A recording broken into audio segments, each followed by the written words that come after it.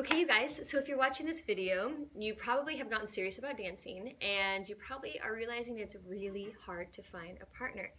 So I wanted to share some thoughts on this. Now, usually when I talk to friends or students who are on the same boat as you and are really having a hard time finding a partner, conversation goes something like this, where I go, well, what about so-and-so? And they go, they're a few years behind me. They have a lot more to grow. It's just going to be too much work to catch them up, kind of thing. And then I go, okay, well, what about so-and-so? They go, well, she's not into aerials. And that's really what I want to do, where she doesn't feel like competing, and that's all I want to do is compete. And so usually what people are looking for is someone that's their level, someone that's hopefully higher than the level that they can learn from. And people have similar focus, whether it's competing, aerials, traveling, not traveling, whatnot. So here's the thing, guys. You have no idea in the future what's gonna happen. That person who might have just started dancing 2 weeks ago could actually be the rising star from where you are. Or that person who hates aerials might find out that that's actually their secret passion and that they're a natural born gymnast. That person who right now doesn't feel like really traveling or even consider that as a thing in the future because maybe they're doing a different professional field. Maybe in a month's time, they're gonna wake up one day and that's all they wanna do is travel the world and do it. So you have no idea those factors, and to put those priority is just gonna make things really frustrating. So I want you to think more about potential and be willing to just try things, because even in failure, you're always gonna learn something from it. So let's take, for example, Dax, when I first met Dax. So he was looking for a new dance partner. Now at the time, he was actually getting offers and suggestions from people who were equal in his status, equal in his experience and teaching.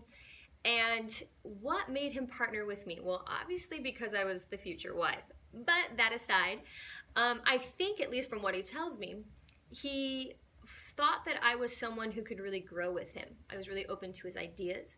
I remember always trying things out. I was willing to uproot my life and go move to Canada to live with him. I was just willing to go for it. He found it easy to partner with me, and he saw a potential in us growing together. Now, why did I choose to partner with Dax? Well, obviously he was the future father of my children, but that aside, I remember being completely floored about his discipline. Now, at the time, I actually didn't really know much of anything about his dancing. He wasn't on my radar, actually. But at the time, the first few days of working with him, I just was like, this guy is just so different than everyone. He was so disciplined in the schedule that he wanted to do. He had very strong drive, very clear goals, and he had an intelligence and the view about the dance that I just thought, man, I can really accomplish a lot with this person.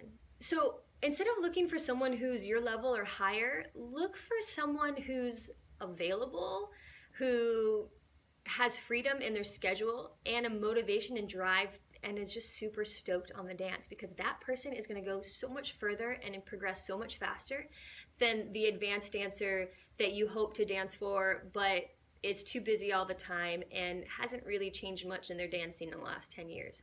And one more thing to consider, this partner, if it works out, you might be in a car for 5 hours at a time with this person. You might be on airplanes, you might be getting in fights, personal things might be getting involved. At the end of the day, you need to have each other's back. You need to find someone who you actually enjoy hanging out with, because at the end of the day, if you don't really like them and you don't consider them a friend and enjoyable to be around, no matter how good of a dancer they are, it's not gonna last, it's not gonna work out. So, potential, drive, openness, how fast they are at learning, and how rad they are to be around.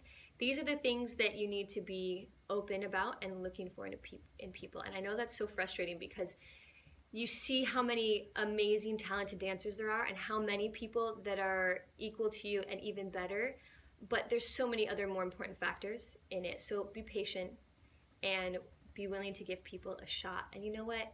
At the end of the day, telling someone that you're willing to partner with them doesn't mean you're marrying them yet.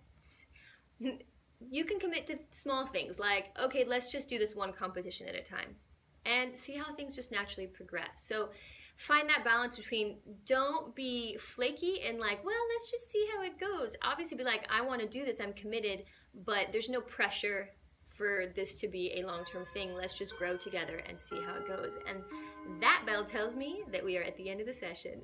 All right, you guys. So hopefully that helps, and hopefully that just helps you kind of relax a little bit in not feeling so pressured to find a rock star to be your partner, and just be open. Go out social dancing and just see who you enjoy dancing with, who you enjoy being with. All right, take care, you guys. Bye.